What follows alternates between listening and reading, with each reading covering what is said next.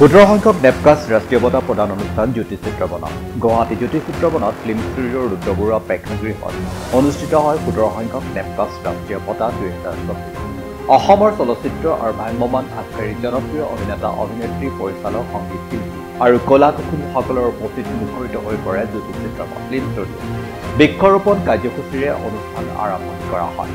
অসম তথা ভোজপুৰী চলচ্চিত্ৰৰ জনপ্ৰিয় অভিনেতা পৰাণ কমল, অসমৰ জনপ্ৰিয় সংগীত পৰিচালক নৱজ্যোতি শইকীয়া, সংগীত পৰিচালক সুমনি দত্তই গ্ৰন্থি প্ৰজ্বলন কৰি আনুষ্ঠানিকভাৱে মঞ্চ উদ্বোধন কৰে।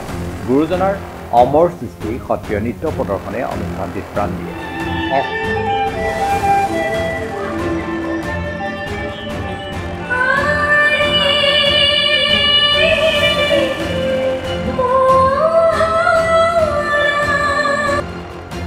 অসম তথা ভোজপুৰী চলচ্চিত্ৰ অভিনেতা পৰাণ কমলক অভিনয় ৰত্ন সন্মান বঁটা 2024 সন্মান প্ৰদান কৰে। অসমৰ জনপ্ৰিয় ভ্ৰাম্যমাণ অভিনেতা চম্পক শৰ্মাক মঞ্চ সম্ৰাট বঁটা 2024 সন্মান প্ৰদান কৰে। অসমৰ জনপ্ৰিয় ভ্ৰাম্যমাণ অভিনেতা মৃদুল ভূঞাক মঞ্চ মহানায়ক বঁটা 2024 সন্মান প্ৰদান কৰে। অসমৰ জনপ্ৰিয় ভ্ৰাম্যমাণ নাট্যকাৰ পৰিচালক অভিজিৎ ভট্টাচাৰ্যক শ্ৰেষ্ঠ ভ্ৰাম্যমাণৰ নাট্যকাৰ পৰিচালক বঁটা 2024 সন্মান আৰু অসমৰ জনপ্ৰিয় সংগীত পৰিচালক অজয় ফুকনক শ্ৰেষ্ঠ ভ্ৰাম্যমাণ সংগীত পৰিচালক বঁটা 2024 প্ৰদান কৰা হয়।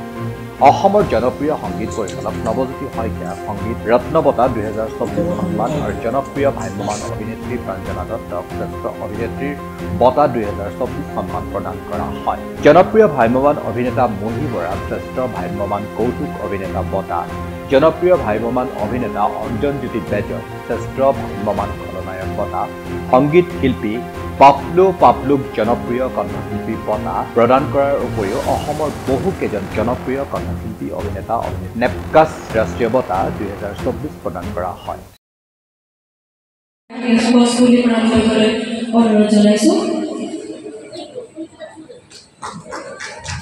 আমন্ত্ৰণ জনাইছো পৰাণ কমল, তেখেতক অভিনয় ৰত্ন কিতাপ বঁটা প্ৰদান কৰা হৈছে। মঞ্চলৈ আমন্ত্ৰণ জনাইছো পৰাণ কমল। আমাৰ পৰাণ কমল অসমৰ এগৰাকী জনপ্ৰিয় অভিনেতা। তেওঁ অসমৰে নহয়, ভোজপুৰী ছবিটো তেওঁ বহুত কাম কৰি অসমলৈ গৌৰৱ কঢ়িয়াই আনিছে।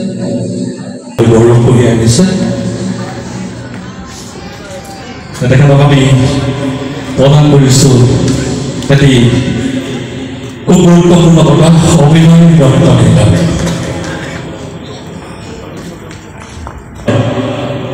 আমাৰ ৰোমান্টিকনৰ সংগীত শিল্পী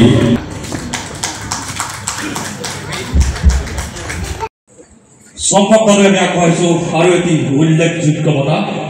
তেওঁ সুদীৰ্ঘ প্ৰায় 30টা বছৰ ভ্ৰাম্যমাণ থিয়েটাৰৰ লগত জড়িত থাকি অসমৰ ভ্ৰাম্যমাণ ক্ষেত্ৰলৈ যি অৱদান আগবঢ়াইছে, তাৰ বাবে তেওঁক আগবঢ়াইছোঁ আমি মঞ্চ সম্ৰাট কিতাপ। এই মঞ্চ সম্ৰাট কিতাপ আমি আনুষ্ঠানিকভাৱে আজি 19 মে'ত জ্যোতিচিত্ৰ বনত তেওঁলোকক প্ৰদান কৰিছোঁ।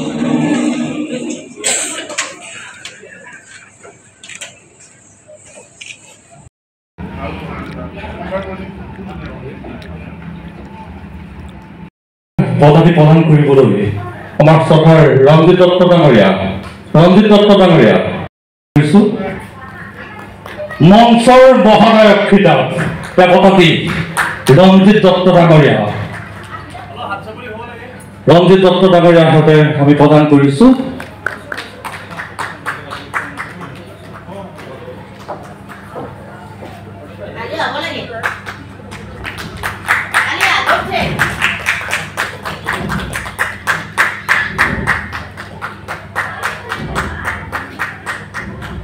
আমাৰ সংগীতা উপস্থিত আছে, আমাৰ এম্মা খ্যাত মনোজ কুমাৰে এটি গছ পুলি প্ৰদান কৰিব।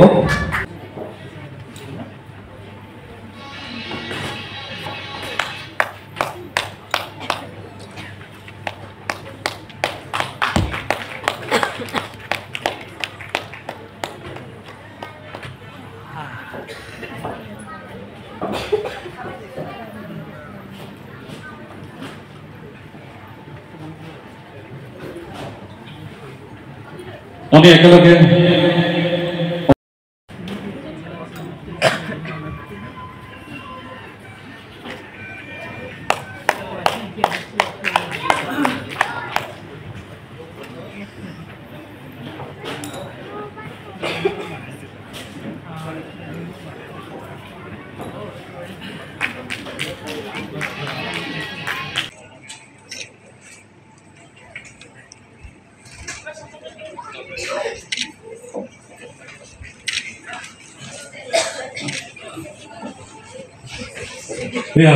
ৰঞ্জনা দত্ত বাইদেউ আমি ৰাষ্ট্ৰীয় থিয়েটাৰৰ আক্ৰমী সংগীতৰ বাবে প্ৰদান কৰিছোঁ শ্ৰেষ্ঠ অভিনেত্ৰীৰ বঁটা 17 সংখ্যক ৰাষ্ট্ৰীয় নেক্সছৰ ৰাষ্ট্ৰীয় বঁটা ঘোষণা অনুষ্ঠানত